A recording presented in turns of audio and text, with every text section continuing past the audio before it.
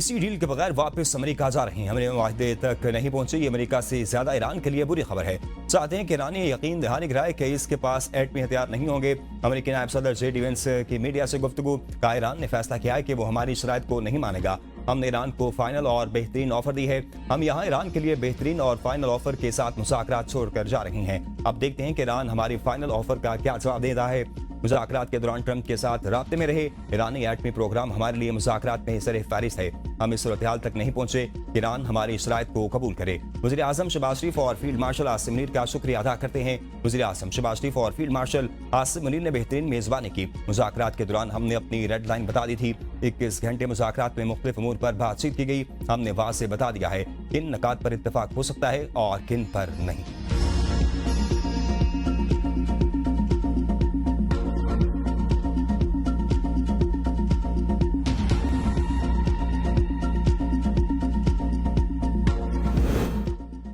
इख्तलाफात के बावजूद मुज़ाकरात जारी रहेंगे। ईरानी हुकूमत का ऐलान। इस्लामाबाद में जारी अमेरिका ईरान मुज़ाकरात में अहम पेशरफ्त सामने आई है। एक्स पर जारी बयान में कहा गया है कि पाकिस्तान की सालसी में ईरान अमेरिका मुज़ाकरात इख्तिताम पसीर हो गए। ईरान की वज़ारत ख़ारजा के तर्जुमान इस्माइल बकाई ने कहा कि एक ही नशिस्त में किसी मुआहदे तक पहुंचने की तवक्को नहीं की जानी चाहिए। किसी को भी इतनी जल्दी मुआहदे की तवक्को नहीं थी। मुज़ाकरात में मुतअद्दिद नकात पर इत्तफाक हुआ है। ताहम 2-3 अहम मामलात पर इख्तलाफ राय के बाइस जामे मुआहदे तय नहीं पा सका। ईरान पाकिस्तान और खित्ते के दीगर दोस्तों के दरमियान राब्ते और मुशावरत का सिलसिला जारी रहेगा। सफारतकारी कभी खत्म नहीं होती। ये कौमी मफादात के तहफ़्फ़ुज़ का एक जरिया है। इस्माइल बकाई का हुकूमत पाकिस्तान से इज़हार तशक्कुर का गर्मजोश और मुअज़्ज़ज़ में पाकिस्तानी शहरियों की मेज़बानी पर मशकूर हैं। यमन में पाकिस्तान की पुरखलूस कोशिशों को सराहते हैं।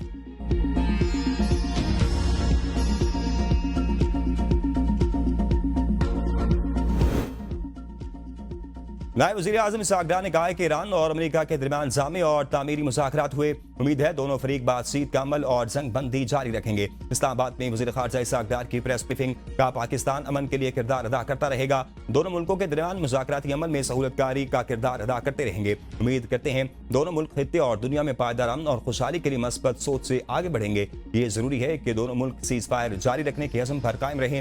ईरान और अमेरिका के दरमियान जामे और तामीरी मुज़ाकरात के मुतअद्दिद दौर हुए। दोनों ममालिक ने वज़ीर आज़म की दरख्वास्त पर मस्बत रद्द अमल दिया। मैंने बतौर नायब वज़ीर आज़म और फील्ड मार्शल सईद आसिम मुनीर ने मुज़ाकराती अमल में मुआवनत की। फरीक़ैन की तरफ से पाकिस्तान के मस्बत किरदार के एतराफ़ पर शुक्रगुजार हैं।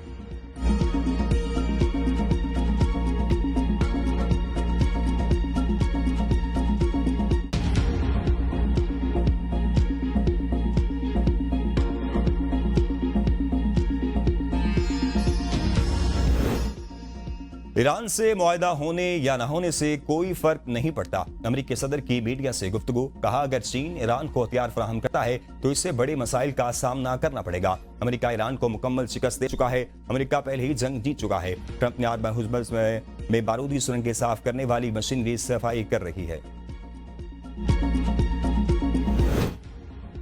ईरानी स्पीकर बाक़िर कालिबाफ की क़यादत में ईरानी वफ़द की वज़ीर आज़म शहबाज शरीफ से मुलाकात। शहबाज शरीफ का खित्ते में अमन के लिए बामाली साल से किरदार अदा करने के अज़्म का अदा। मुलाकात में वज़ीर ख़ारजा अब्बास अराग़ची, दिफ़ाई कौंसिल के सेक्रेटरी, मरकज़ी बैंक के गवर्नर और पार्लियामेंट के दीगर अरकान भी मुलाकात में मौजूद थे। वज़ीर आज़म ने इस्लामाबाद मुज़ाकरात में ईरान की शिरकत को सराहा। कहा पाकिस्तान इलाक़ाई इस्तेहकाम और बामाली नताइज के हुसूल के लिए अपना मुखलिसाना किरदार अदा करता रहेगा। मुलाकात में आलमी और इलाक़ाई अमन की सूरत हाल पर भी गौर किया गया। नायब वज़ीर आज़म इसहाक़ डार, फील्ड मार्शल आसिम मुनीर और वज़ीर दाखिला मोहसिन नकवी भी मौजूद।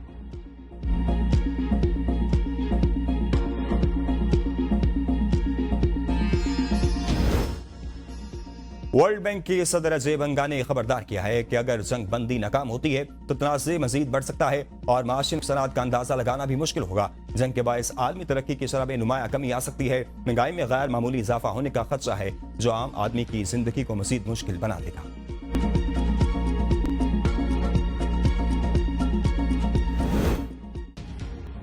अमेरिका की आबना हुर्मुज़ खोलने की कोशिश। अमेरिकी जंगी जहाज की पेशकदमी पर ईरान का सख्त रद्द अमल। फौरी कार्रवाई पर अमेरिकी जहाज वापस चला गया। ईरानी वज़ारत ख़ारजा का कहना है कि जंग बंदी की मुमकिन खिलाफ वर्जियों पर फौरी सिफारती और अस्करी रद्द-ए-अमल दिया गया, जिससे सूरत हाल बिगड़ने से बच गई। ज़राए के मुताबिक ईरान की जानिब से वाज़ेह पैगाम दिया गया कि अगर जहाज आबना हुर्मुज़ के करीब आया तो इससे निशाना बनाया जा सकता है। जिसके बाद 30 मिनट की मुमकिन डेडलाइन का भी जिक्र किया गया। खातिमुल अंबिया के तर्जुमान का कहना है कि आबना हुर्मुज़ का कंट्रोल हमारे पास है। अमेरिकी कमांडर के ये दावे कि अमेरिकी जहाज आबना हुर्मुज़ के करीब पहुंचे या दाखिल हुए मुकम्मल तौर पर बेबुनियाद है। आबना हुर्मुज़ में किसी भी बहरी जहाज की आमदरफ्त पर मुकम्मल कंट्रोल ईरान की मुसल्लह फौज के पास है और इसी के मुताबिक फैसले किए जाते हैं। किसी भी बैरूनी दावे की कोई हैसियत नहीं।